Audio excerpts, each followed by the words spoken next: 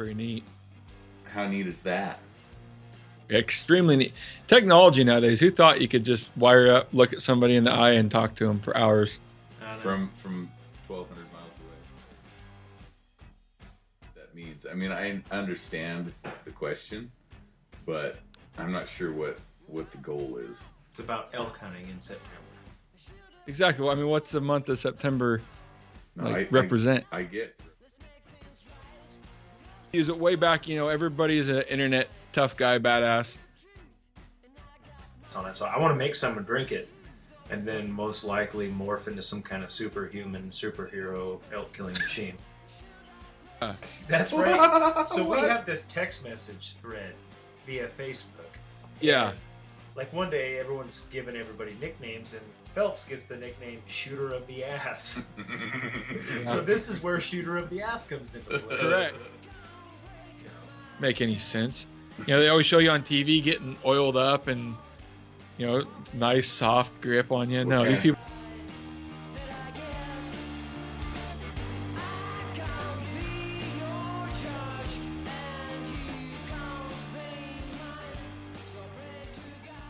Jason Phelps, welcome to the Shooting the Bull podcast.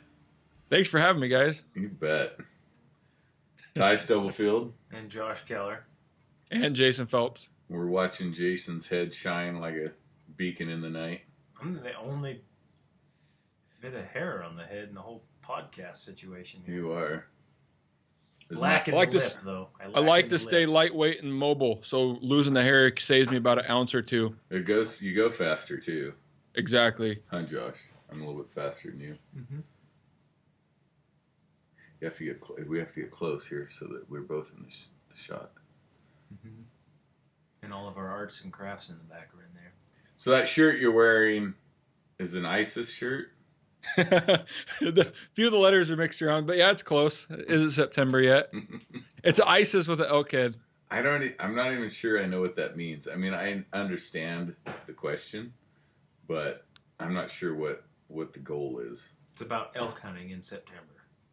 Exactly. Well, I mean, what's the month of September represent? I get the representation. So Pasqua always claims that it was him. I used to use it a lot before. Who? Chris Pasqua.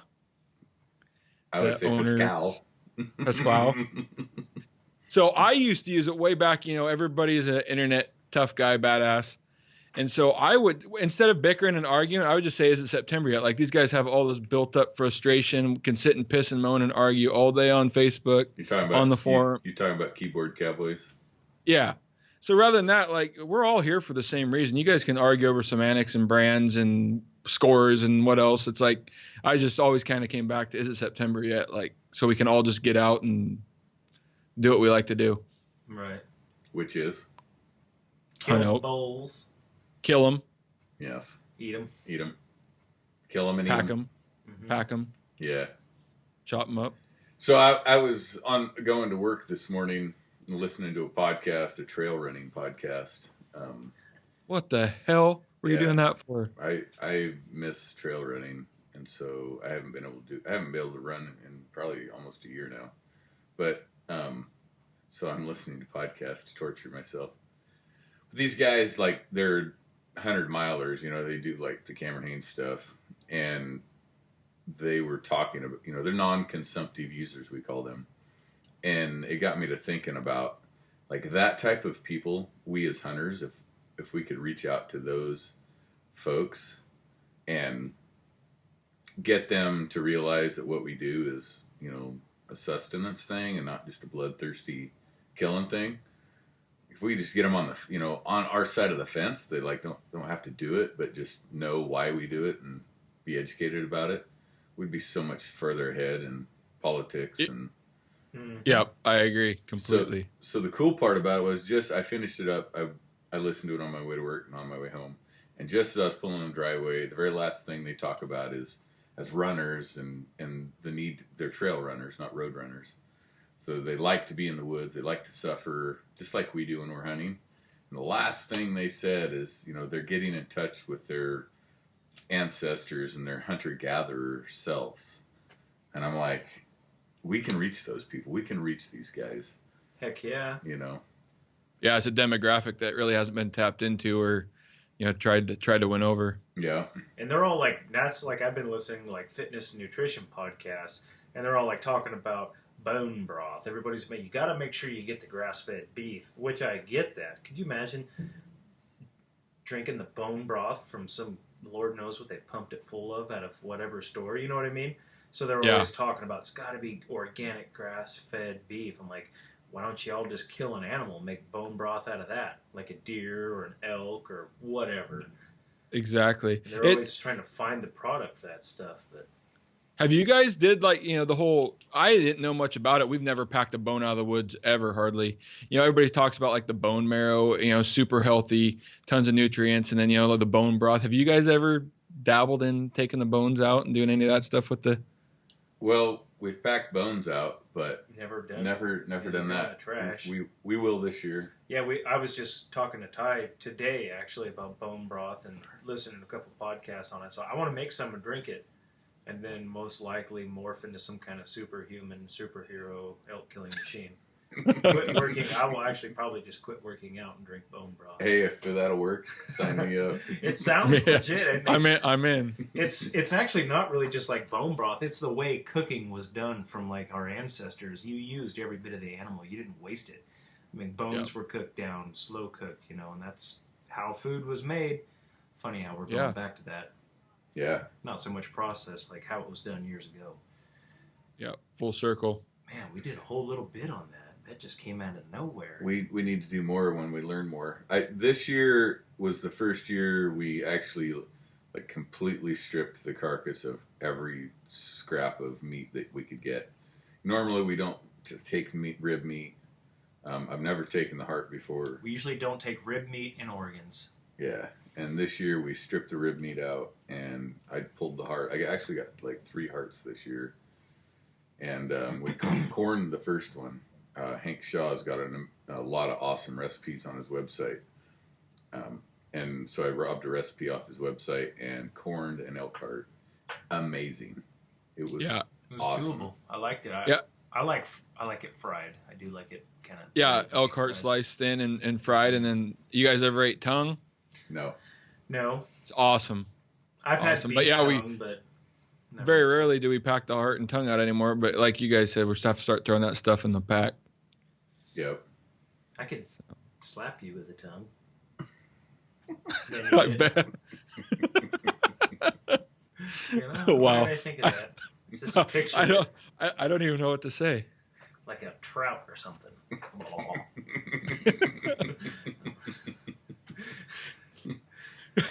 For everybody at home, what makes it funnier is I can see these 2 goofballs sitting here staring me in the eyes on this camera. It's kind of awkward. And then somewhere Ryan Callahan right now is probably eating some kind of soup he made out of teeth and gums off something he killed. That guy will not waste any. He's got recipes and all kinds of stuff. Yeah. Matter of fact, their episode with the whole deer tongue thing, it's like that's what kind of got me like, we need to start packing that stuff out. It's not much more weight and it's awesome. Yeah. Agreed. Yeah, I agree. And we'll probably, like I said, and I don't know, we need to do more research on what bones, like I imagine the big femurs or something you want to pack out. Sure, that's just loaded with bone marrow and the bigger bones anyway. Yeah. We'll try that definitely this year if we're successful. So you hunt Washington and you hunt some Idaho. Where else have you hunted? Montana and New Mexico, and then Colorado so far. And then, like anybody, points scattered across the country trying to get your one chance. Right. Yeah. And you're like us. Like we have primarily bow hunted up to this point, but we've muzzleloader hunted too. Love muzzleloader hunting. Yep. So that's a lot of fun. Yeah, just like I love bow hunting, but it's opportunist. If I can get a tag, in October with a muzzleloader and just try to do whatever. But yeah, I actually haven't hunted Washington for probably 3 years. Mainly out of state and trying to draw tags. So been doing everything. Oh, sorry. No, go ahead. Why is it so many? I know so many hunters and friends personally that they don't even hunt Washington or haven't hunted it in a few years. Why is that? they Washington makes you choose east or west, and the majority of our trophy class, big bulls, premium units are all east side. So once everybody kind of builds up enough points, they don't really, some guys don't really care to hunt Western Washington anymore. They put in for east side. They don't draw. They treat Idaho or Montana like their general tag. So like me, I've got 10 points now. I'm trying to draw an east side tag. So if I don't draw, my only option to hunt Washington is to go over there and hunt spikes. And I just assume go hunt Idaho for branch bulls or Montana. So you apply for a tag, Eastern Washington. You do not get the tag. You cannot purchase a general season branch antlered bull tag in the state of Washington? Correct. But there's a few select units in Eastern Washington you can hunt any bull, but they're pretty tough hunts. And, oh, God, I could only imagine. Yeah. Everybody who's not drawn is going. Yeah. Yeah. So we treat Montana, Idaho like our our over-the-counter type hunts every year. And so, I'd like to say I invented the born and raised outdoors way before they did. No, we did the whole biking in behind gates, ever since I was old enough to hunt. And, that was kind of always our style. And then I didn't realize till the internet came around that there was opportunities to kill bigger animals than the little Roosevelts we have in my backyard. Right. So kind of changed everything around. Yep. So you muzzleloader hunted this last year, and didn't you scope yourself with your muzzleloader? Yeah. Next story. Well, yeah. Actually, does it count if I didn't scope myself shooting at an animal, but rather sighting the stupid gun in? Nope. Okay. Excuse number 2. No, we actually hunted the first day in New Mexico. I borrowed the gun. Hunted that first morning. He had it sighted in, but wanted to make sure we were all dialed in for the elevation, and took 3 or 4 shots. We just minor tweaks. The gun was fine out to 200 yards, and made on, I think, the 4th shot. The gun got under my elbow, shooting prone on a flat road, and drilled me in the nose. But I'm pretty fortunate it hit me in my big beak and not like the forehead area. So I just took a little gash to the nose rather than the forehead. But I looked pretty bad, but that scope, it was bent to hell, damn near broke the scope. You do have a big old melon. No, it's one of those, it hurts your pride bad. Well, like instantly. If it and then you got your damn hunting partner trying to take pictures as blood's dripping down your nose, and you just want him to get the hell out of your face. If it makes you feel any better, I did the same thing with my muzzleloader. I actually, so in Oregon, it's not legal to hunt with a scope, but I thought we bought the muzzleloader, we're preparing for this big blacktail hunt, and I'd never shot muzzleloader before, and Josh had, and so Josh was teaching me how to do this. And I thought, I could shoot this thing. I mean, I could dial this thing just like you would a, hand loading for a rifle. Like I could get this thing to shoot good groups, and then at least I'll know the rifle's on. That way when I miss, I know it's all me. So I put a scope on it and shot a bunch of loads through, sighted it in pretty good, and then grouped a bunch of different loads. So I was shooting, 90 grains of powder clear up to like 110 grains of powder, 54 cal. And so I put the scope on it and shot it from a vise, a gun vise, so that it took me out of the equation. And I'll be damned if I didn't scope myself with a muzzleloader on a shooting bench out of a gun vise. That's awesome. That damn muzzleloader would shoot it'd shoot a one hole group at 100 yards. Yeah. But each hole's like 3/4 of an inch. Yeah. Yeah, those I've never used. In Washington we have open sight rules, all these traditional rules. New Mexico, their muzzleloaders are basically unlimited, and I had never shot anything like that thing. It was, shoot a 2-inch group at 400 yards with a muzzleloader. I'm like, what in the hell? It's just like hunting with a rifle. Seriously? That's ridiculous. Yeah, they don't even use like normal ignition. Those Remington 7, they got like a little 44 mag, like shell that ignites it, and it's not really muzzleloader hunting, but it meets their rules. Weird, huh? But it's legal. Yeah, around home we gotta pour your own powder down the barrel, old school. Open breech and the whole 9 yards. Yeah. Yeah. Yeah. So you have some new stuff coming out this year. Correct. Yeah. We do. In the off season, we worked on a new bugle tube. You guys haven't even. You guys did see Corey's. I saw Corey's. I blew on it. Yeah, we had a little prototype. 3 of us tested those, and then we have a new frame we're really excited to release here. I think February 20th, so we're going to release that. But it's what? Yes, Josh. Is the new tube just like the one Corey had in elk camp? No, it actually turned out better. I made 3 changes to it. We opened the throat up a little bit. We we trimmed the barrel, and then we made one small change to the corrugation. So it's slightly different, but we made a couple changes. It's actually, and all the changes added up to being better. It's one of those risks. A little bit louder. Good. Can be louder. Okay. It sucks making a change on a $12,000 mold, sight unseen, not knowing if it's going to turn out. But fortunately for me, the three changes all work for the better. Who has $12,000? Bank. Very good. Very good. No, that's we try to put it all back in. It's something that we've needed to do for a while, so we just finally put that design to work. And, we're tired of the wiffle bat. Dude, I'm not tired of that wiffle bat. That thing, we could kill some stuff with it. Yeah, I mean, if you can't call it in and kill it with a bow, you could beat it to death with that thing. Correct. Uphill walking stick, a seat. Do you get tired? You sit on the narrow end? You choose whatever end you want. No, I'm pretty happy. The one thing we were a little concerned about is weight. Everybody is a badass backcountry hunter now. Need to keep the weight light. Yeah. We kept it right at 13 ounces. It's only 3 ounces heavier than the other one. And we felt that the little bit extra weight kind of is justified by some of the things we were able to do with it. Right on. So, yeah. So what about the new diaphragm? Really promising. New diaphragm. It's been in the works for probably 2 years.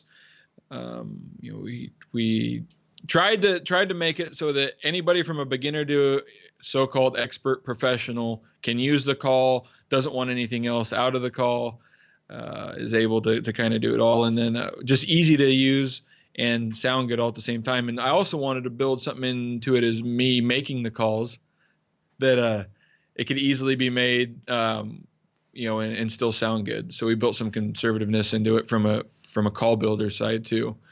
We can screw up pretty bad and that call still sound good. We've, tripled the stretch, still sounds good.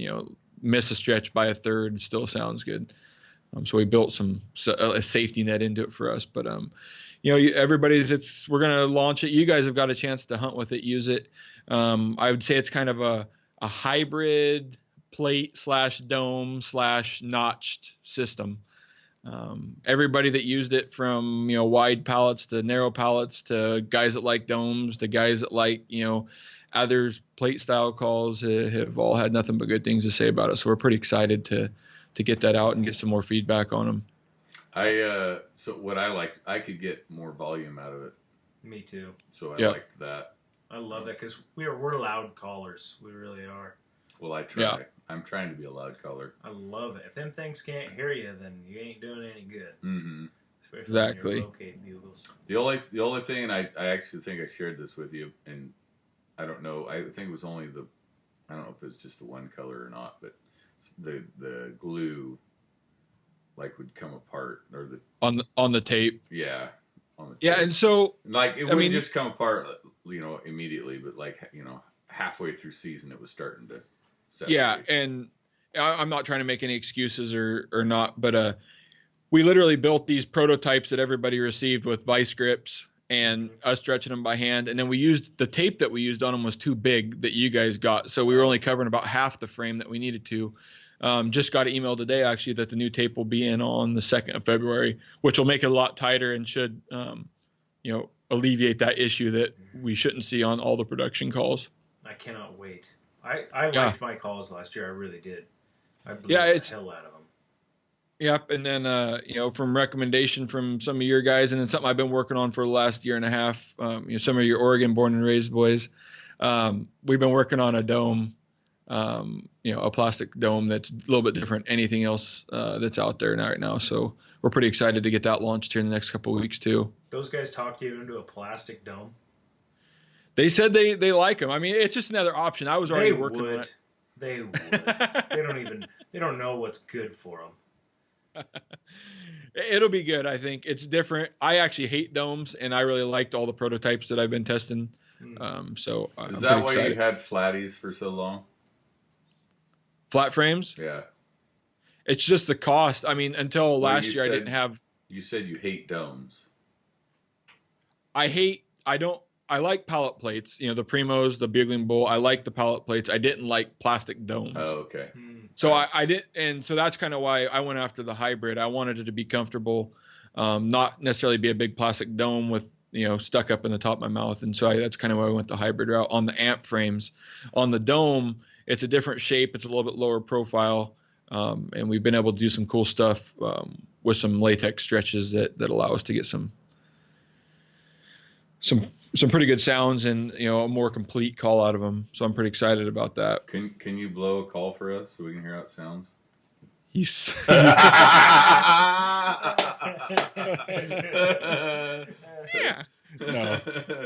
No, I'm just joking. Just joking for all the listeners.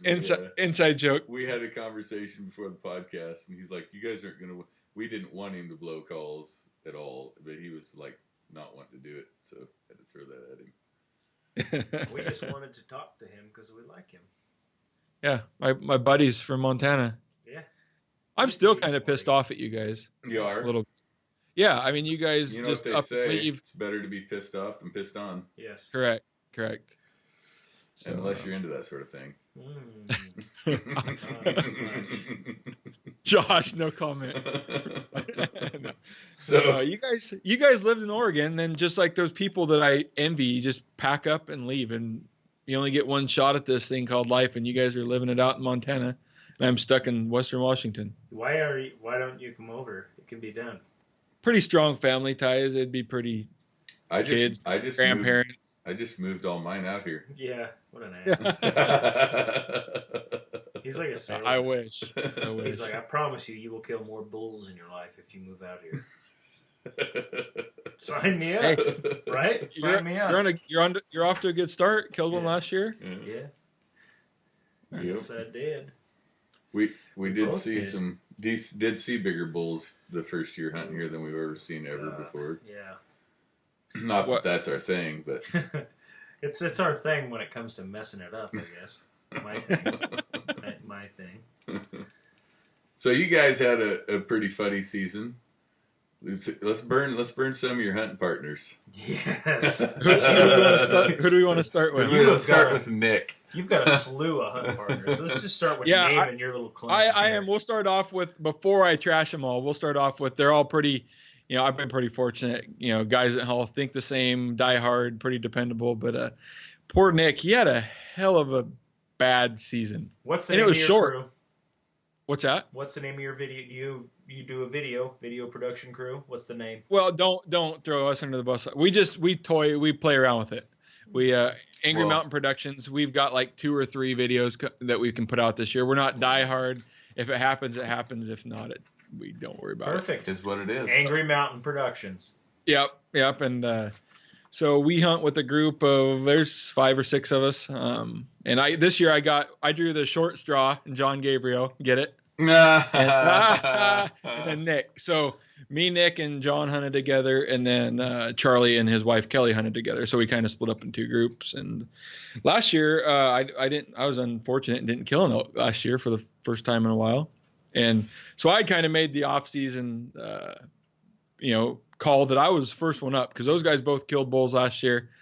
And I called Nick's in. I'm like, you know what? I'm going to hunt first. So we went in there. I killed my bull on day 2.5. Holy crap! And got it packed out. And then Nick was up. Nick was the second hunter. Oh man, I feel bad even. Let's just say we know. very first morning he has the hunt. We climb up into a basin. Got just elk going nuts. I think Nick pissed himself a couple times. Got nervous. We were all looking at each other like we didn't know what to do. Long story short, a couple other hunters had dropped in from the top of the basin, busted the elk out. Well, we dropped over to follow them, and just elk going ape shit in the next canyon over. So we just say, hey, we got the wind right. We'll just sneak in on them. Just bull. I mean, we're talking that type of hunting where you got 5 or 6 bulls stuck in a patch of timber and you don't even have to call. They're just doing their own thing. We're just complete sneak mode. Get in there. 60. Nick and John are about 20 yards ahead of me. I start calling. Bulls are still ripping. Then everything just goes silent. Well, after about 10 minutes, I don't know why. I did some stupid calf call, just sitting there randomly calf called a couple times. We started hearing brush break again. We knew they hadn't left. They would have had to make too much noise being that close. And Nick had probably a 300 to 320 inch 6-point, big 6. Come walking by at 50 or 60 yards. Gabriel, he's trying to get Gabriel to range for him. Another funny joke. Gabriel can't see over the brush. He literally can't get Nick a range. Okay. So time out. So John Gabriel is how tall? Like 5'5" with heels on. Stilettos. He says he's 5'6", maybe 7, somewhere in there. He's short. He's like half of a real man. Okay. Tall. So carry on. So he's really short. Nick's 6'4", and John's behind him. Nick's in front of him. So everything's to Gabriel's has to look disadvantage. Ridiculous. Well, anyways, Nick sends one flying over top of I think he shot like for 60 yards and sent one over top of its back. And then this is the most pandemonium breaks out. We have herds of elk going every which direction. We're in the same patch, and I think one of the reasons we're in the same patch of timber I killed my bull in day and a half before, and his carcass is like 300 yards below these elk, and the wind's blowing up at him. I think something screwy was going on because they could smell it, And so we literally had confused elk going everywhere, walking left, walking right. Here's where Nick really gets like thrown under the bus, put in reverse, go forward, get him stuck up in the tires. So Nick and John, I'm sitting there like, nothing's going to work. These two dipsticks are like sneaking in with the bow through crunchy brush, no good trail. And they get up there and I see Nick say, there he is. And he draws. Well, Nick's got a tree limb, a jack fir limb got stuck in between his string when he drew and where he's going to let go. And he recognized it. Nick's telling John, grab the limb. Well, John grabs a lower limb. Nick, no, the other limb. So John grabs a different limb, lets him. You hear the arrow take off and smack. Freaking, he 10-ringed the tree, probably 20 yards in front of him. Center punch like a 24-inch fir. And then he runs down a little bit closer, and I see him get another arrow out of his quiver, shoots. That one airballed.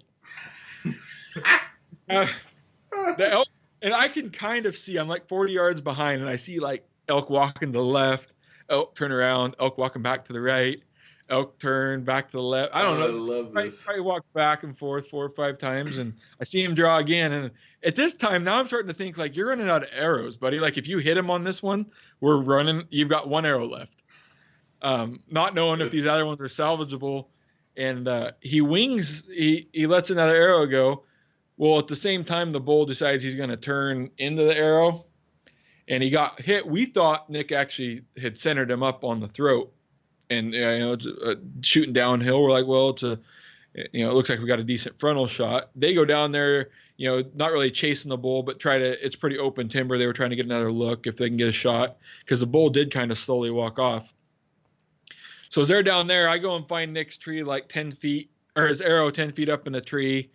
I try not to damage it. I dig it out while they're down there goofing around. So I was like, all right, we at least got 2 arrows again. We go down there, find really good blood, waited out for hour and a half.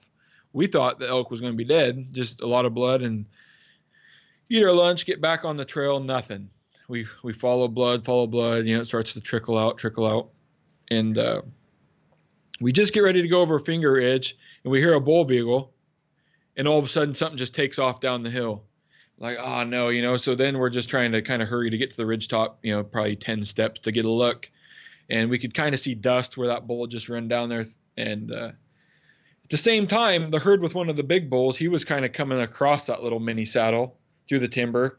We could see them. As I'm glassing them, I see a giant 350-pound black bear, like split in the middle of that herd, coming up the hill. I'm like, what in the heck is going on?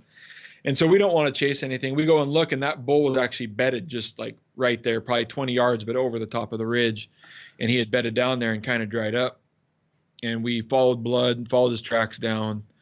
And long story short, he crossed the creek, and we just completely, got brushy. We searched around there for 6 hours. Is that nothing. Is that the one that took off? Is that yeah, the one yeah. that ran So downhill? he was actually ahead of the big herd that was coming behind him. And so once he went first, and then those elk came over the same trail he did, we didn't really know.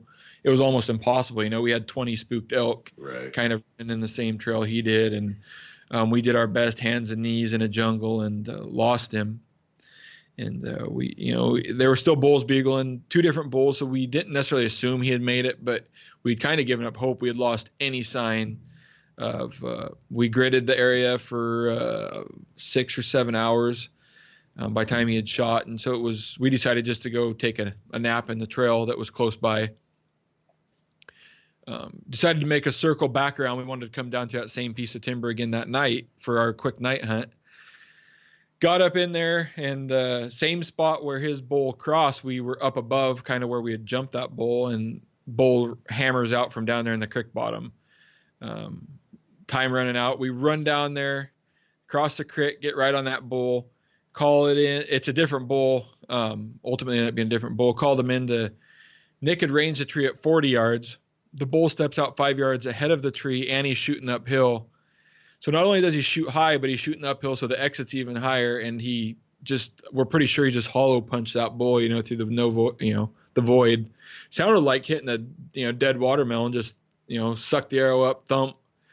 And we tracked that bull to dark, tied our last blood, and then spent the next morning 8 hours gridding that place looking for him, and just completely lost blood after probably 100 yards. So Nick had wounded 2 bulls in a very short time. And, we're telling a funny story, throwing my buddy under the bus, but there's nothing, even if you're not the shooter, there's nothing more sickening than, dealing with that. You're like, man, hey, we tried to do everything right. We tried to take good shots, and it sucked. But,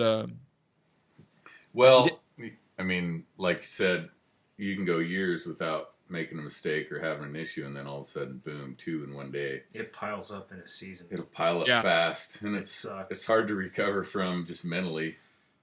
We've all been there. Me, Ty, Nick. So yeah, dude, that sucks. He had one of those. Yeah, it was rough, and then he had to get home for some other issues. So that was actually his last day to hunt. He had 1 day to hunt, got 2 arrows, and 2 arrows off at 6 arrows off at 2 bulls. 3 different 3 different bulls actually, and was unable to make it happen. But that is why I'm really looking forward to that tight spot 7 arrow quiver.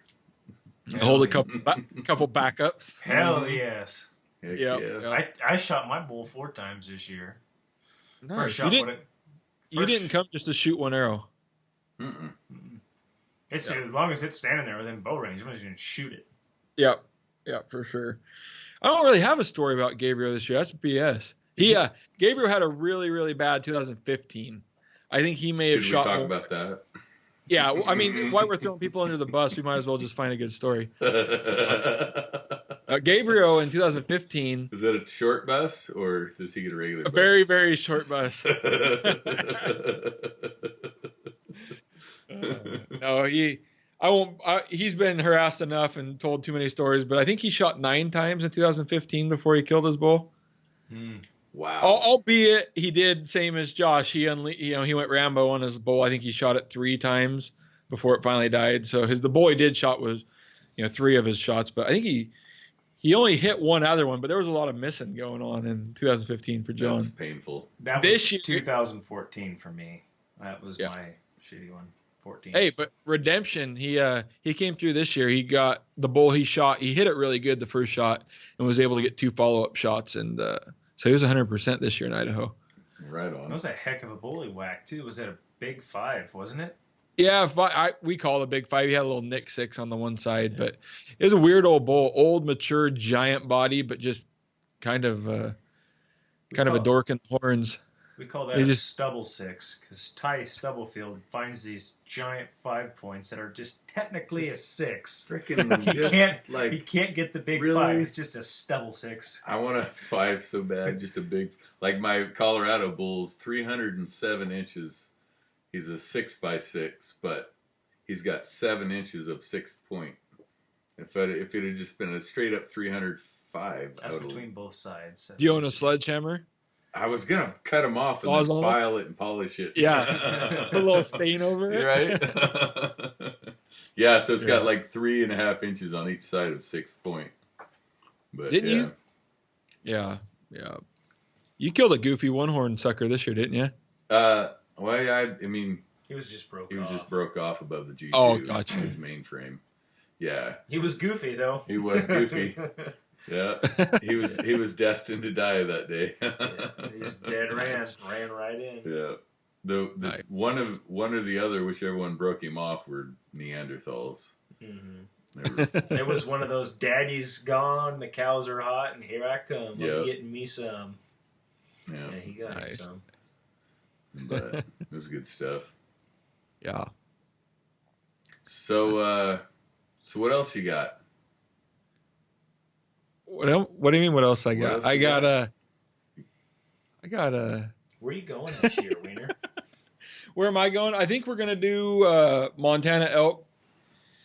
I haven't been to Montana since 2006. Well, I take that back. I went to Bob Marshall in 2012.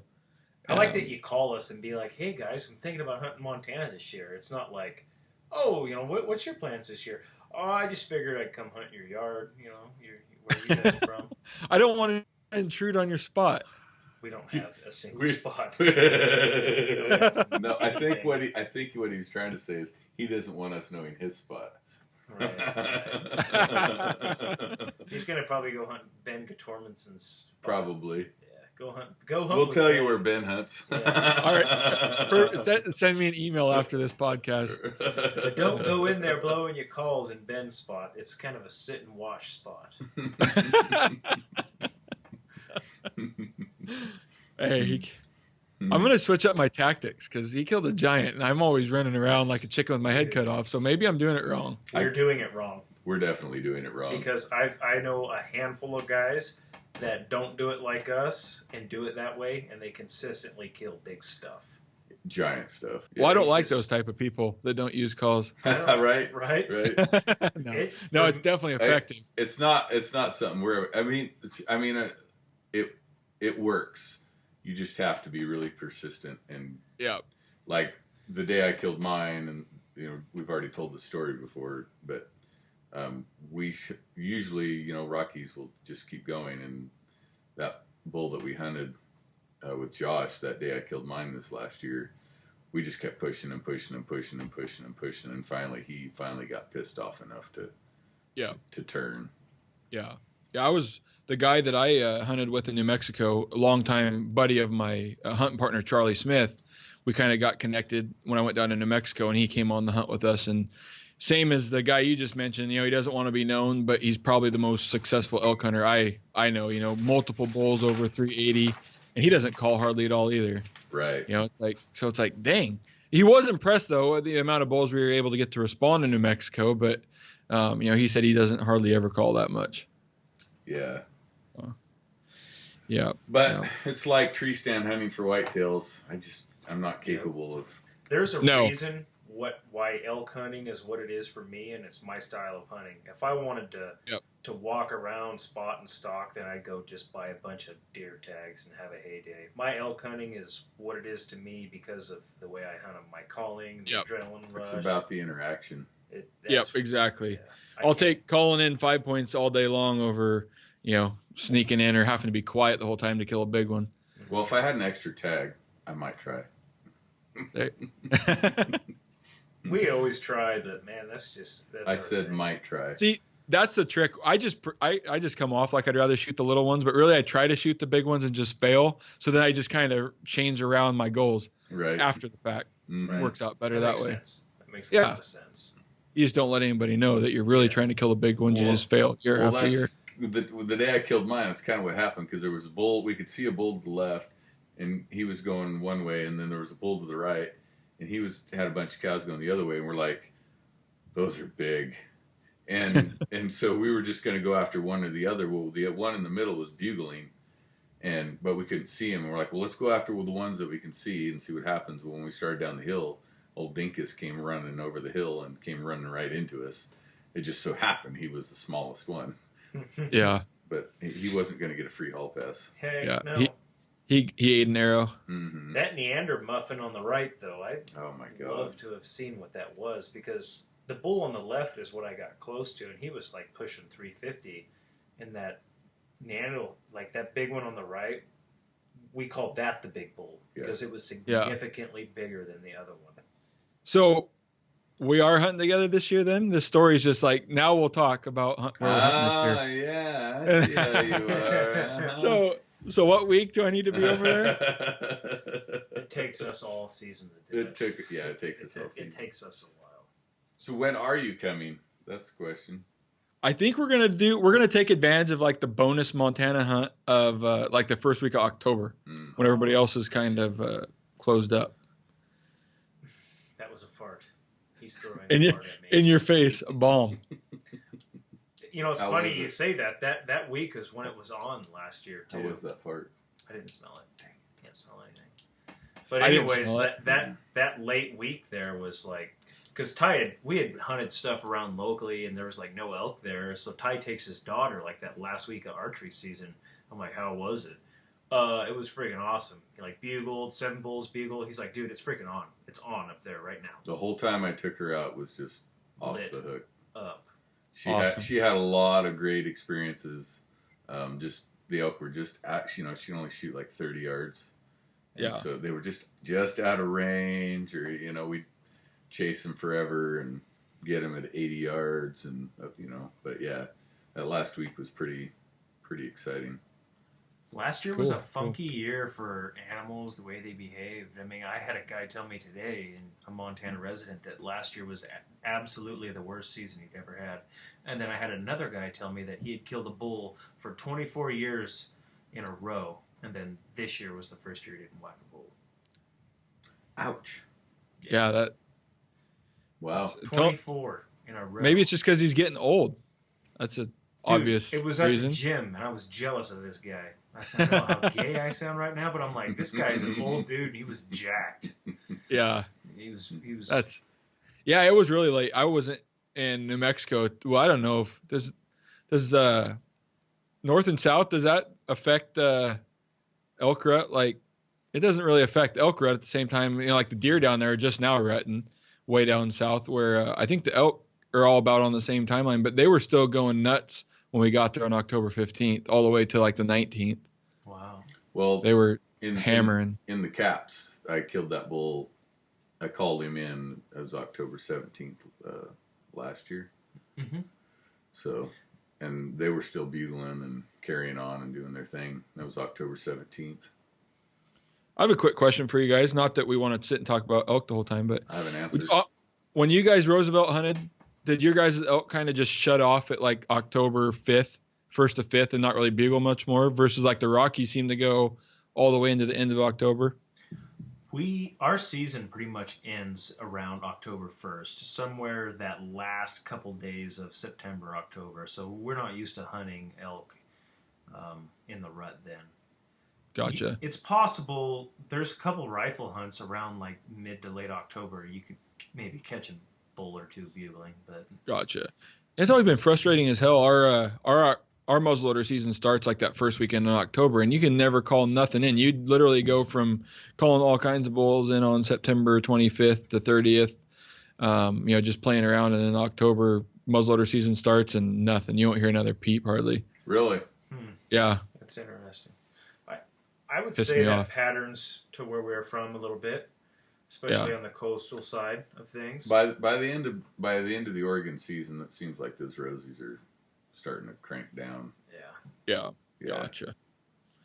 Yeah, it gets harder to get anything, but I don't know if that's just because that's what they do, or if that's because there's so much pressure and they're just done with it. And a lot of guys say, like, the beginning of the season, oh, I ain't going to waste my time on the beginning of that season. Well, like, on the coast over there, like, we've had some opening days where it was freaking lit up. I mean, it was on, and we killed stuff. We've killed a lot of elk opening weekend.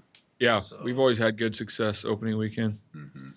Calling, too, bugling. Some guys, they're not talking yet. It's like, I had a whole pile of them going, but, you know. It's weird. I don't know what they're thinking. If I did, I'd kill more. If I could hit them. Oh, Lord. So, I don't want to interview you guys, but tell me how'd the show season go? You guys have been traveling. You guys been at all the shows. I've been stuck at work, eating sawdust, trying to make calls. Well, a little bit jealous. The shows are fun. So we went to the ATA, Josh's first experience. Never been to a show. Josh's first trip, like, by himself getting on an airplane.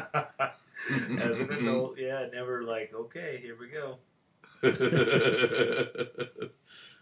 I'm like asking people on the plane, I'll like nudge a guy, like, yeah, so when they say the gate, like, where do you find these gates at? Like, how do you know what gate you're on? Where do you go? The big sign above you that says gates A, B, and C this way. D&E that way. And then, and I figured it out, but it was like, dude, I've never done that before. No, I hate it. I'm horrible in the airport. I got 30 minutes.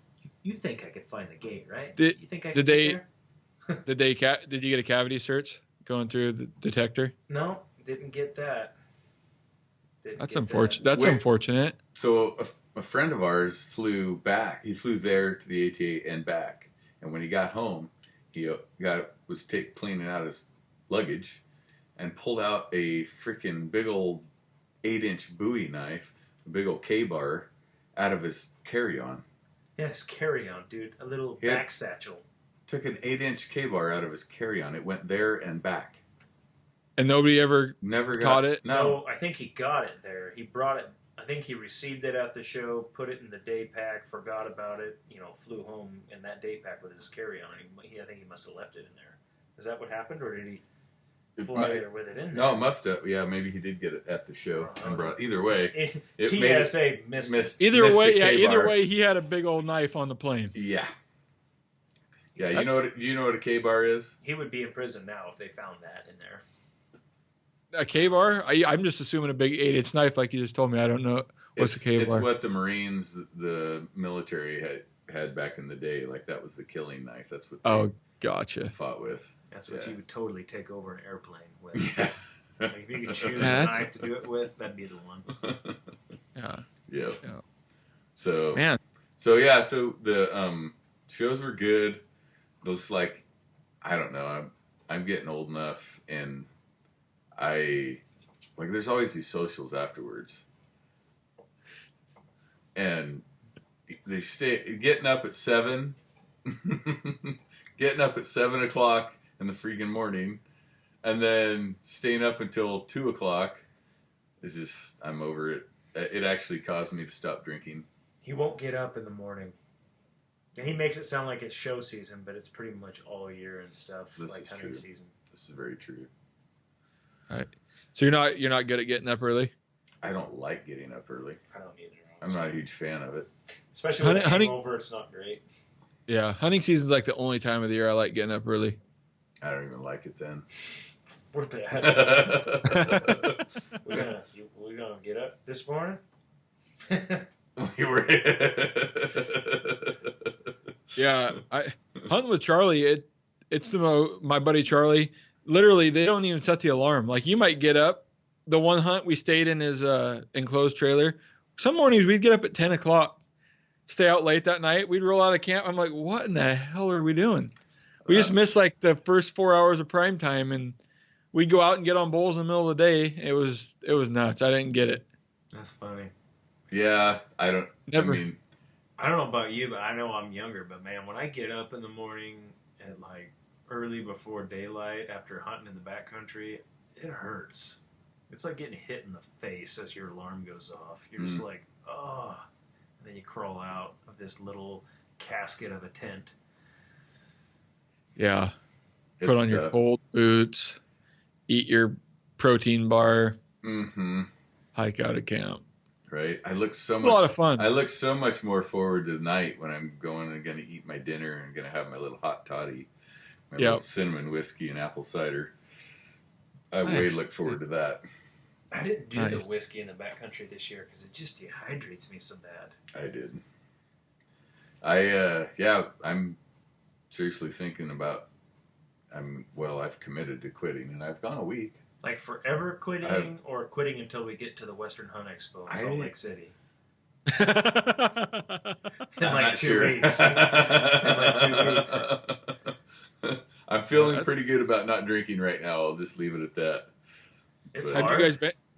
Have you guys been to the Hunt Expo before? No. Mm-mm. No. First time. Went to ATA and then I went to the sheep show for the first time. So I went to ATA. We were there from Monday through Friday.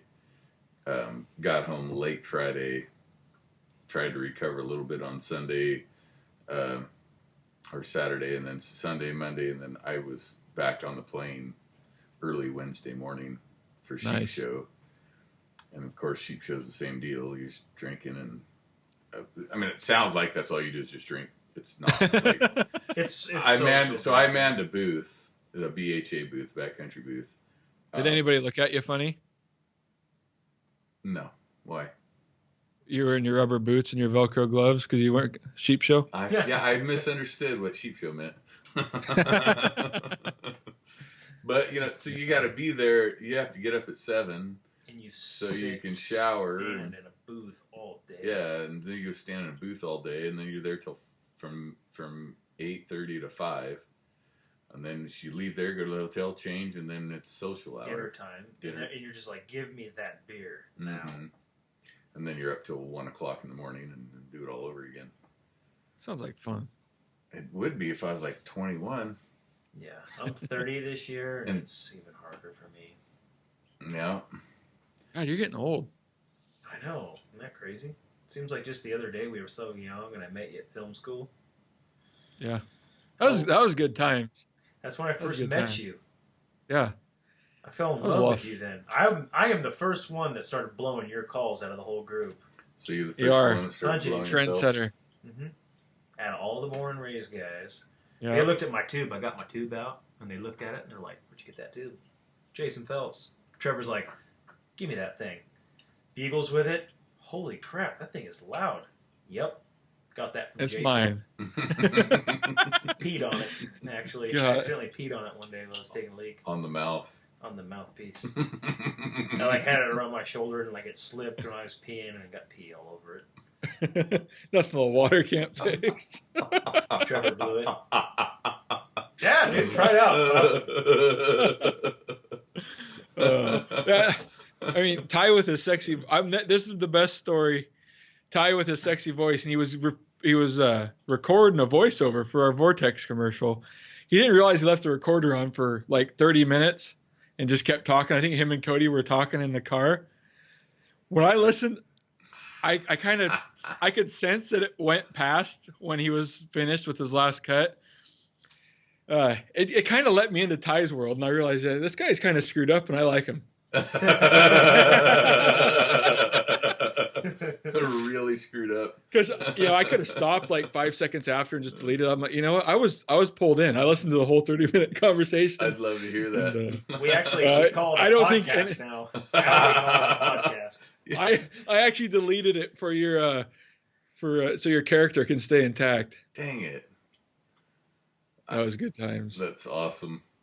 That film school is BS. It was good though. We all created a big network with each other out of it. Was. It was good for meeting people, but they tried getting me to stay up like 2 o'clock at night and then get up at 5:30. Like I don't even do that for anything that I do. They were trying to get us to not even go to bed.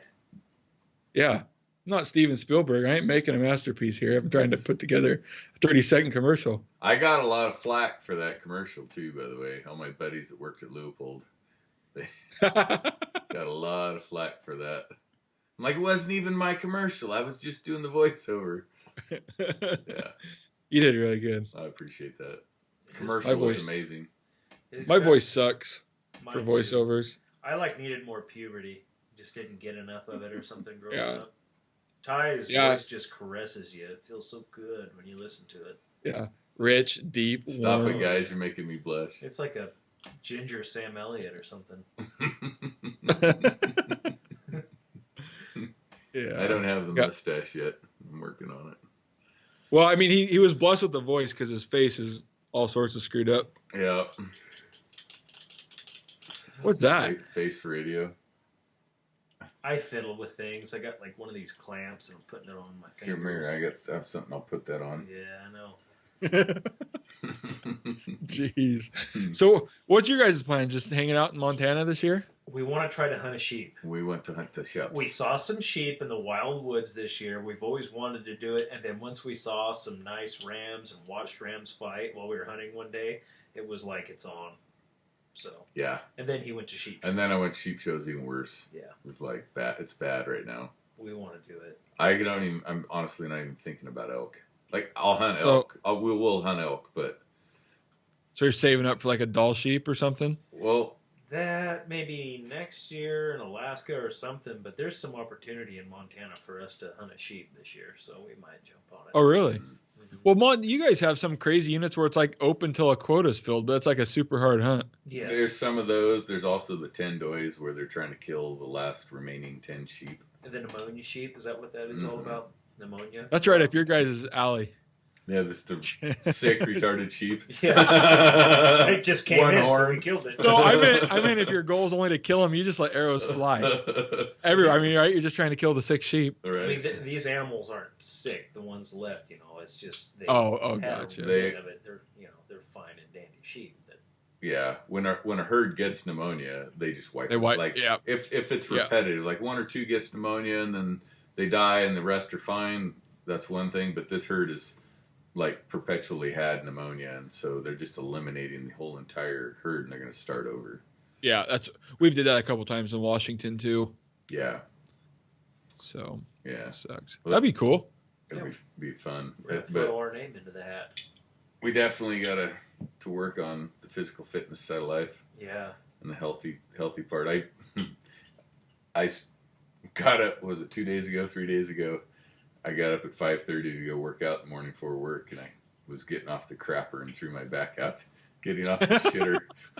I'm like, this is not a good start. I'm struggling with my Really? knees right now. Like I was running today, and I was running around, and all of a sudden I just felt this pull, and I'm like, oh, that's the pull, and I got to pull over because it feels like that moment. If I were to just stride through it, I would pull or tear. I Really? It's freaking me out. I'm having some knee stuff, and I don't know why or where it's coming from. So I'm trying to strengthen things down there. And I don't know. I'm scared. That's why I don't run, just to protect my body. I don't think that's why you don't run. I don't believe you. We did a run one time together. The Vortex We did. Trail run in Oregon. 15. I did a whole whopping 15K. You What know did what I the do? best part was? That little Endicott or younger Endicott. Oh, He's yeah. finishing his 30K at the same time I finished my 15K, and I took that as a compliment. We finished at the same time. Yeah, I remember that. Yeah, I did the 15. I did the 30, the half We did marathon. Half marathon, yeah. That was fun. I enjoyed that's- myself. That's way too far to run in one day. It wasn't bad. It was awesome. It was painful. It was a good time. I hit a wall I was cranking it out pretty good, and then I hit a wall about mile 12. And Cody and I were actually running together, and Corey and I and Cody were running together, and there was this downhill, and I just took off, and I've just left them both. Love my downhills. Took off downhill, was rocking, I'm just cranking it out. I'm like, oh yeah. Stop at the last, I didn't even stop at the last aid station, just grabbed some, whatever it was they had for drinks. Kept on running, and then there was a little bit of a hill, and I got to the top of that little bit of a hill and hit pavement, and just like face planted. I just hit a wall, and could barely keep it. Then Cody took off, so I tried keeping up with him. Then Corey passed me, and then it was like Corey and I, and then I left him a little bit. Where was I? You were probably already across Finished. the finish line. You were done. And Cody goes around, so we catch up with this old guy, and I'm talking like 70. And he's running the same race, mind you, as I am, and I'm just now catching him at mile 12. So he must have been at the very front of the pack or whatever when we started. But anyway, or somebody carried him to that point. I don't know. So we catch this old guy, and Cody goes around him, and I'm like, I don't think I have enough to go around him. So I paced the 70-year-old man through the end of the half marathon, and Corey and I actually finished together there. Yeah. But yeah, it was fun. That's probably my first and last race, I think. Really? Yeah, I'm not built to run. I'm built to just hike slow. To bulldog it. Disagree. I listen to too many podcasts now, but there's different activities, whether it be diet or physical activity, that just get certain genetic receptors going. So you'd be surprised what you can do. I mean, fine tune and hone that diet and some certain exercises and workouts. You'd be surprised with that. Oh, I'm a fine-tuned machine, just not built for running. Just a really big machine. What are you, like a big old Swedish piece of meat? Yeah, pretty much. Something? Or is it Swedish? What is it? Who are you? What are you? I'm a mutt, I think. I don't know, a lot of mix of stuff. I think Swedish. I just made that up. I like Swedish He's fish. just going with it because he doesn't want to say No, that he's I'm trying to think. A little bit of Polak, a little bit of Swedish. Yeah. A little bit of, Dutch. Don't offend anybody. Throw it all in there. Dutch. I know those three for sure. Like Dutch rudder? You'll have to. If anybody wants to know what that is, they'll have to look it up themselves. We're not explaining that on the podcast. No. Wow. Good times. So, well, shoot, we'll have to see when you come to Montana to hunt your stuff. Yeah. Well, that's the same week that I think the Born and Race crew's coming to Montana. Oh, so we'll probably see. We should just have a big old camp. No kidding. We'll just have a big old. I think everybody's going to be in town that weekend. Yeah, I think big old. everybody's going to be here. That'd be sweet. Big old hooter shooter. If you guys can do all the scouting for me, and I just show up and kill stuff. Will be a great time. We don't even scout for ourselves. We don't scout. I don't either. Don't tell anybody, but I don't scout at all anymore. No. I show up and hunt. We'll go out and look at country and look at places this year. That don't have elk in it, most likely. But it seems to be what we did last year. Dude, this is awesome. We will walk into Mecca. Look in this in Google Earth. It's just money. Oh, this is money. Doesn't that just scream elk, dude? Walk in there. No. Wow. Yeah. Or crickets. Good eaters. We're new. New. Yeah. Oh, So man. are you only hunting Montana? Or? I don't know. I'm gonna put in for I'm put in for Utah this year, and I'll put in for New Mexico and Arizona. See what happens there. I don't think I'm gonna put in for Wyoming. I could draw a decent tag there, and so Montana right now. I don't know if everything else falls through. I'd like to get 2 elk hunts in a year, so I might actually go to Oregon if everything else falls through. I would say that would be my last ditch effort for sure. Well, it's all I either got Idaho, Montana, Oregon, or Colorado is my 3 over-the-counter options. And Montana's not necessarily over-the-counter, but it has been. Right. I'd have Idaho, Oregon, and I don't think I want to drive all the way to Colorado for over-the-counter elk. So Montana's expensive. Good grief. yeah, I mean, you guys are pretty tag. outrageous for a deer and an elk tag for us. Just for non-resident guys. Yeah. If you're a resident here, it is a blessing. Oh my gosh, there's so much available for you the guys. residents Next here. time I drive across that Idaho-Montana border, I want a big sign that says "Thank you for supporting our wildlife." You're right. Coming into You're totally right. They sold out of elk tags and deer tags, non-resident I this know. year. You guys are like everybody's backup plan. When everybody finds out they don't draw anywhere else, they'll go buy a Montana tag if it's left over. I thought Idaho was the big backup. I usually hunt Idaho, That too, except for this year, there's going to be like 3 elk left Yeah. after everything thaws out. We talked about that on a podcast with Tyler Crockett that didn't manage to record. 2 hours of talking. That'll be really informational for everybody listening to it. Nobody will ever know what happened but us. It was good for us, but It's a good podcast. yeah. Yeah, you'll get that every once in a while. Yeah, you'll have that. It makes you appreciate the ones that do record. Yeah, I'll bet this one's money. Just a bunch of useless stuff. Hey, thanks, Dick.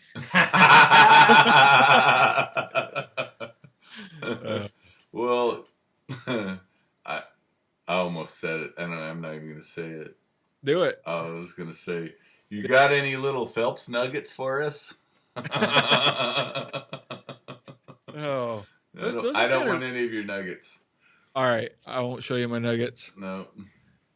So we'll we'll obviously give Gabriel and Nick a chance to throw you under the bus. So I'm sure that'll come. It'll happen. Perfect. It'll happen. I want nobody to feel bad here, like Nick and Gabriel, because I live under the bus and I do just the dumbest stuff all the time. No, we all got broad shoulders in this group. It builds character. If you can't handle a little bit of ribbon, you're not going to make it very long. No, that's something all our listeners should know. Like, it's all in good fun. Yeah. So we really didn't roast Gabs though. It was basically like, oh, he couldn't see over the brush, and that was kind of he killed a nice 5, but couldn't see. Yeah, I mean the story's been like, you can only beat the dead horse. 2015 was just a bad year for him. I hate those years. We've all had them. Yeah. And I honestly try not to make fun of anybody because I know Karma and she's not a very nice person. No. Yeah. You'll hear from us next year. We didn't kill nothing. Yeah. Yeah. And I don't like the taste of crow. And I got super lucky on my shot. Shot it in the ass and the thing tips over in like 3 seconds. It was not good. What? Yeah. That's right. So we have this text message thread via Facebook. Yeah. Like one day, everyone's giving everybody nicknames, and Phelps gets the nickname Shooter of the Ass.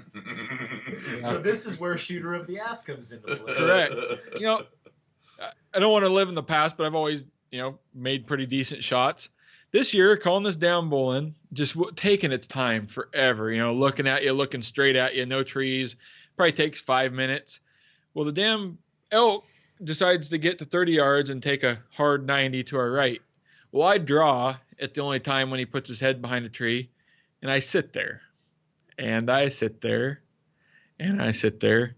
I think I counted on the video camera from the time I think I can hear myself draw and the arrow rest kind of go click to the time I shot my first arrow that did not hit the elk. It was like 2 minutes and 8 seconds. I held that bow at full draw. Dang, dude. That's pretty good.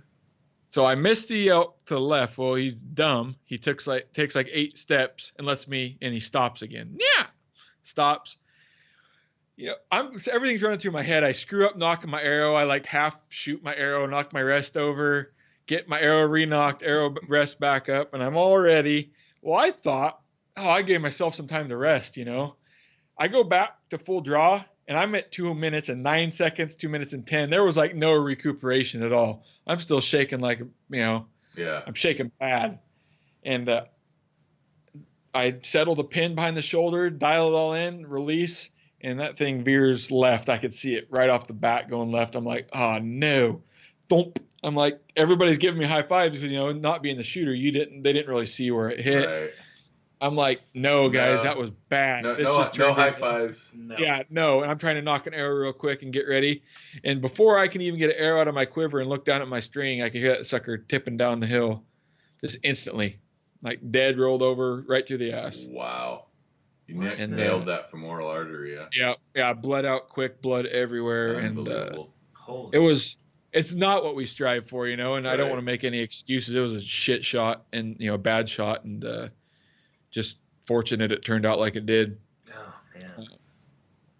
I'm still going with the excuse my bow is shooting to the left because bow shots were to the left. Did you have a death grip on that bow? Or do you even know? I can't remember. I don't know if I over gripped or got, as I was getting tired, maybe I started to clinch that grip down or. Well, I know when I'm shooting, like if I went out there right now, I haven't shot in probably a month, 2 months.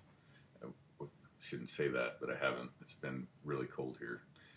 But if I went out and shot right now, I'm going to hit left. It's a guarantee. For whatever reason, I don't know if I jerk my arm left, if it takes me a while to work that out, but it takes me some time to get my shooting form dialed back in. But every time I miss, it's left. Me too. Yeah. I don't know why it's left for me. It's always left for me. Are you right-handed or left-handed? Right-handed. Yeah, me too. Us too. And then I was going to come home and shoot the bow just to like put my for peace of mind. And I ended up selling the bow before I ever shot it again, and don't know if it was shooting left or if it was me, but it all worked out. Here's this ass hunter. It just pisses me off because you shoot 5 or 6 shots at the trailhead, everything's money out to 40, thinking everything's good, and then that's another thing, Nick. As you're walking along, I don't pack my bow. I pack my bow in my hand, not on my pack. We're hunting our way in. It's the middle of the season, hunting. Right? Yeah. You kind of hit your bow against your knee, and you hear rattling around like shit. What do I got going on? Well, I have a black gold, and one of the micro adjusters was loose. Well, Nick, instead of let's see where the mark's at left and right, Nick decides to just crank as many turns as he can, and the rest goes, clicks up. I'm like, well, that's inconvenient that we didn't look at it before. You did that, and so we tried to do as many twists back the other way. The Allen screw was tight, so I think it was just kind of a couple loose clicks in there, but I don't know. I'm trying to make excuses for myself, and it's not sounding real good. No, just sounds like an excuse. Yeah, I think I just made a bad shot, and good fortune was on my side. It's a lot better to blame it on Nick though, because he's not on the podcast. Yeah. He's not here to defend himself. Right. I wonder if he even listens to it. Oh, he will. I'll get a random message when you guys release this podcast about 3 hours after Nick will say, I'll get called something. It's all a good time. Fun. Oh yeah, we have a blast hunting together. You guys are a pretty good crew. That's kind of. I'd like to think so. Yeah. You get a good crew, man. You're gonna put stuff on the ground, like born and raised. You guys, it's. Yeah. At the end of the day, you gotta have fun with it and. Yeah. Be like. And I won't ever tell those guys to their face, but it's like we all kind of feed off of each other. I wouldn't be near the hunter, and you let doubt slip in and you want to give up a little bit. But when you hunt with a group of guys with that mindset and everybody's, after that same goal, you all feed after each other and, don't want to let each other down. And it just, we kind of build on on that. And yeah, we're usually pretty successful. Yeah, you guys have had some good years. That's for sure. Yeah. Yeah. It's a lot of fun, but, yeah. It's crazy. So, it's already February. I'm sitting here already thinking man, I'm fat. My knees suck. Getting amped for the season. What are my knees gonna do? Yeah. I'm just. It's February. Trying to get through this damn show season that I swear is gonna kill me, and then coming out of the Hunt Expo, things will relax a little bit, and then start working out. I bought a home gym. I was like, that was my excuse. I don't have any time, so I bought a Bowflex. I went old school. I bought me a squat rack. I bought me a flat bench, dumbbells. A total gym from Chuck Norris. Yeah, all semi cables. And then I bought me some of them CrossFitters for fat people that can't do a full pull up on their own, the little stretchy 90-pound assist bands. There and you go. You know what? I'm gonna hammer again like I did back in the day. Sack when it slips off your shoe. That's what it's gonna do. Snap. That'll be fun. We want a picture when that happens. But yeah, I've worked out exactly 0 days since I've had it for 2 months, so it's not quite panning out. I refuse to buy any. I might buy a kettlebell, but that's it. If you have it at home, you're not going to use it. This guy's been working out with a sack of pellets from his pellet stove. I've been doing the pellet lift and. I just want to nick the plastic with a knife a little bit, just so it rains on him. It's so bad. You need to go throw some lead shot in there, something, weigh that sucker way down. Yeah, we gotta do something. If we did it all the time, we wouldn't have this conversation. Right. We're gonna fall right off the wagon. No, we're not. No, I won't eat any hamburgers or have any beer. You can eat hamburgers. Just not with the bun. Right.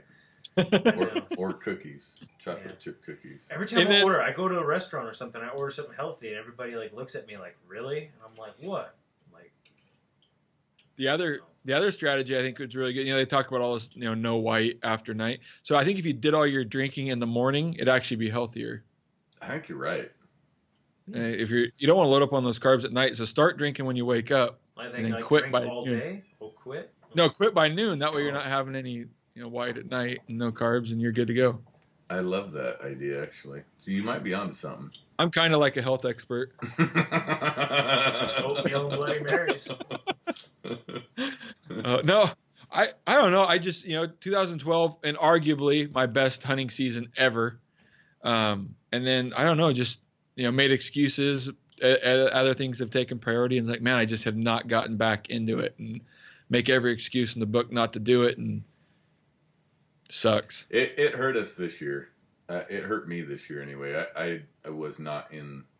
I mean, I was in okay shape, but I was not in good shape, and there was an area that the wolves had pushed the elk up into the steepest, nastiest, gnarliest crap, and we hunted them one day, and I didn't even want to go after them. I'm like, we can call them out of that. We can call them down here. We'll call them across this. No, they wouldn't budge, so we went after them, and I had one day in me of that, and I was feeling like really bad about it. Like, I mean, this is stupid. We should be able to hunt these things for a week straight. But I'm like, at 3 days of this, and I'm done. I just don't have it. I was doing pretty good. And I was pretty solid. So you don't? Is it just age, you think, or is it just that far out of shape, or what? I was out of shape. It's age and Because both. even with me being more out of shape than I have been, so my strategy now is to go on like 3 or 4 hard hikes leading up. Weekends. We have Tatoosh here that's like 4,000 feet and 3.5 miles. Some real butt kicker type hikes. Do a couple of those just to get my legs and stuff, and my lungs really never catch up. But I'm still been pretty fortunate. I show up, hunt hard for 3 days, you're miserable, and then about day 4 I kick in and I'm fine. But like I've never missed it, and I think I still got age on my side. Probably in 10 more years I'll never be able to do that. Mm-hmm. I agree with what you're saying. Yeah, that whole, like, our age, Jason, like, you can just kind of half-ass it, throw a couple workouts together before season, show up, struggle a little bit, but then just pick up and take off. But I think, like, even me, like, noticing it as I get older, I lose that being able to throw it together last-minute edge. Yeah. And be more injury-prone. That's my biggest thing now. We were, I sold the house, we moved to Montana, and I was moving and packing stuff up the stairs, and all of a sudden, and I've never felt a bit of knee pain, my knees screamed at me, because I was like running up and down, skipping stairs, hauling boxes, and all of a sudden it just like something grabbed a hold of it. So now I have that to deal with, and I've never been, nice. I've had shoulder injuries, but like knees, shoot, no dude, knees are money. Yeah. It's age. Yeah, there's definitely a lot of injury stuff going on the older I get. And I'm not old, I'm 30. I just need to do things right. Like, I start my workouts now with a good half-hour stretch and foam roller session. And then I jog and warm up instead of just walking in like a superhero thinking I'm going to lift and throw weights around. Yeah. I'm getting a deep tissue massage Tuesday. I'm jealous. I don't know if I should be jealous or not. I take Is a her name tissue. Is her name Bertha? I hope so. It's not what it's cracked up. They suck. What? Deep tissue massages aren't good No. at all. Why? It's painful. A lot of pain. They're supposed to be. Oh, Yeah. But, make any sense. They always show you on TV getting oiled up and, nice soft grip on you. No, these people are like, what kind of TV are you watching? these people. I'm not these watching people, massages on TV. This is weird. well, I just whatever. But I mean, she's gonna be up on the chair with her elbow like dug into your back. It's not good. Yeah. Are you gonna keep your underwear on or off? Oh, totally off. Really? I always get uncomfortable. I leave my underwear on. Well, so last time we did a couples massage, and so I was right next to the table, right next to my wife, and the gal was like wanting me to take my underwear off. I'm like, nope, nope. It's gonna be really awkward for all of us in this room. But if I'm in there by myself, who cares? I'm taking the underwear off. I think they want you to take the underwear off and lay down first, Ty, not just get up, take your underwear off, and then walk around the room. Oh, really? I think you're supposed to be face down with the blanket over you when she comes. That's gonna be weird. I've only had massages from like a chiropractor place, so I was always like, had my clothes on. Oh yeah, so I didn't take my underwear off, and I wear boxers. Well, the boxer briefs, whatever they're called, and she fucking crammed those things clear up my corn to get. She massaged my butt cheeks, and Nice. cram those things so clear up. right now. Oh yeah, I was did awesome, squats this week, and I still feel it. yeah. I'm excited about I it. want that. When are you But- going? Tuesday. Do they get a couples rate? We could be a couple for a day. I will totally get involved and split this with you.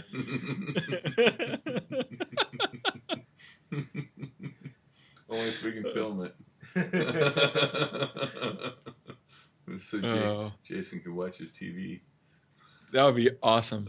I'd love to get that video. It'd be good stuff. It would be good stuff. Hey, I forgot to congratulate you guys on an award you guys received at the ATA. Yeah. Yeah, the Born and Raised Outdoors Film Yeah, Festival. Josh was really photogenic holding the check. Nobody okay, so we're in this back room kind of pretty much by ourselves taking the picture after you get the check, you hold it. You get this big check because you won the prize. So we take a handful of pictures. Everybody's like, now do a funny one. I'm like, I don't, what do you want? Everyone's doing stupid stuff. I'm like, what do I do? I'm just going to, should I pull down my pants? I yell. And they're like, yeah, do it. So I just drop my drawers and take a picture. Like an hour later, they get the pictures from this guy, and they're talking about yeah, I couldn't believe that guy. He's freaking over there with his pants down. They're like, what are you talking about? Yeah, the guy right there. He just drops his drawers. They look at the pictures. You're like, he really did that. I pulled down my pants.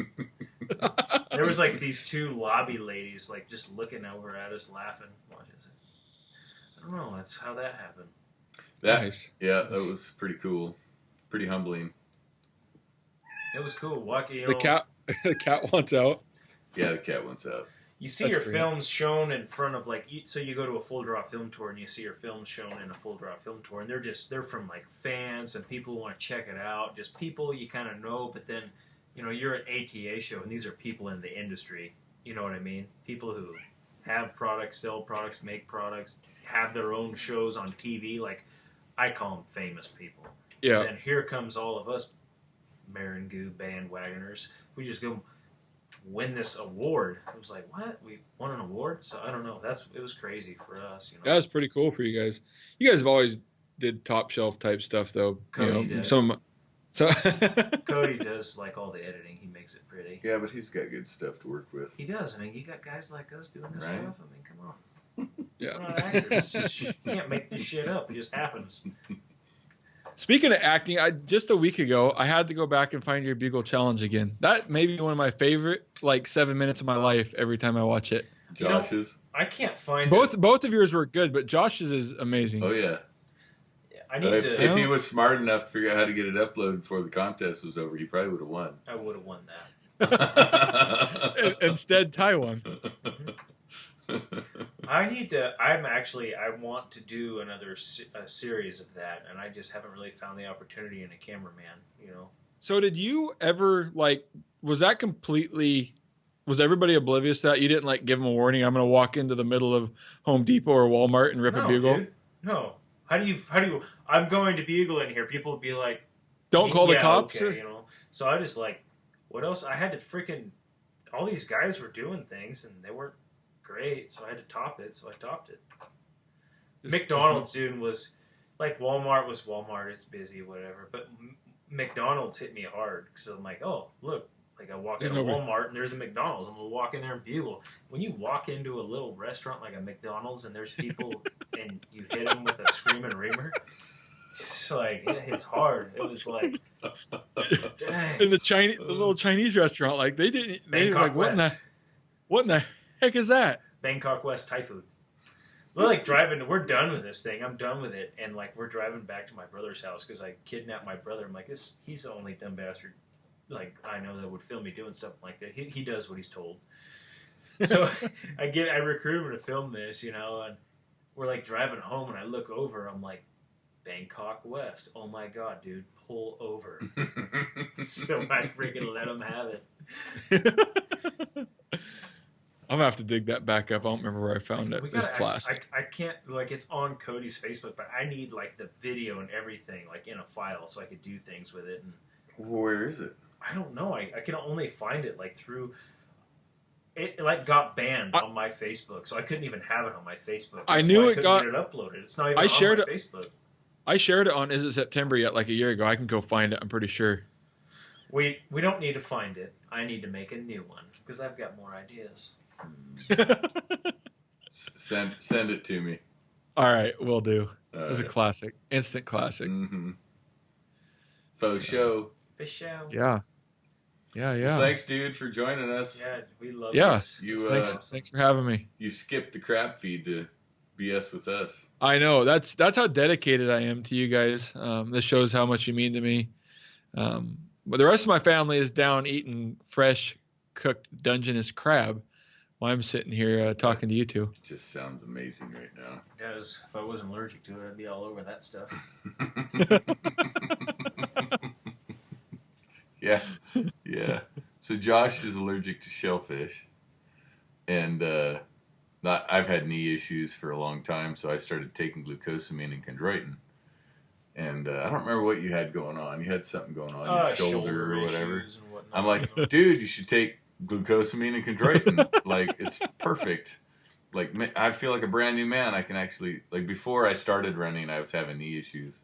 Started taking this stuff, brand new man. There's no issues. And it fixed me up, so I talked him into taking some. And he's been taking it for like a week. And he called, I don't know if he came over or called me one day. He's like, dude, I got this rash. Like, it's all over my body. I'm breaking out in hives. And I'm like, weird. Maybe get some conjunctivitis from the gym or something. Mm-hmm. And he goes to the doctor. Like, went like 3 or 4 days. I took that shit for a week. Just loaded my system up with shellfish. I had no idea it was made out of shellfish. I honestly didn't either. So he finally goes to the doctor and blah, blah, blah. But before I hear that he'd gone to the doctor, and that's actually what it was, a mutual friend of ours calls me up, and he's just rolling. He's laughing, and he's trying to talk to me. He's like, dude, you're trying to kill your son-in-law or what? I'm like, what are you talking about? He's all, you told him to take glucosamine and chondroitin. It's made out of shellfish. He's allergic to shellfish. There wasn't really so much as a warning on that bottle, though. I remember that, looking it over, and crazy. Like, no, but it was a really good idea. So if you would have known it had shellfish in it, would you still just tested it to see probably what happened? Dude, so you take something like that for a week. I had to get on medicine and IV and stuff to get off I couldn't get rid of hives for a few days. I had hives for like 3-4 days. Miserable. Like hives in the crack of your butt. It just itches on the bottoms of your feet. I had hives on the bottoms of my feet. That is a beyond itch. And they itch, It's weird. It's like a rash. It's horrible. I took my shirt off. That's how Jack from the gym saw it. Ty knew Jack. That's the guy that called him and laughed. Thought it was funny. I took my shirt off at the gym, and I looked like... How'd your shoulder feel? I still fight that thing. Didn't fix so it. It was a good try, though. Valiant effort. Yeah, even with all the steroids to get rid of the friggin' reaction, it still didn't help the shoulder. Whatever. That's good stuff. Yep, so all our listeners out there, glucosamine chondroitin has shellfish in it. My allergies just really getting old. I got stung in my sleeping bag at night this year. In the backcountry. In the 10 dark. miles in the dark. At like 10:30 at night. I'm allergic to the bees, so it was great. Is it EpiPen? I didn't have to use it. I took my Benadryl, and I'm like laying there. I'm like waiting a little bit. I'm like, should I take the Benadryl? I'll just take out the Benadryl. I'm like, screw it. I'm just going to go to bed. I'm like, I may not wake up. I'm like, I don't know. If I don't wake up, whatever. I don't have to deal with it. So I went to bed. Well, what do you do? Stung in the leg. Like, I didn't go into anaphylactic shock. I mean, like, sting, dig through my pack, Benadryl, like, chew up 3 Benadryl and just swallow them, Just get that in the bloodstream. You made her. I made it. You made it. Yeah. I was sleeping like a baby.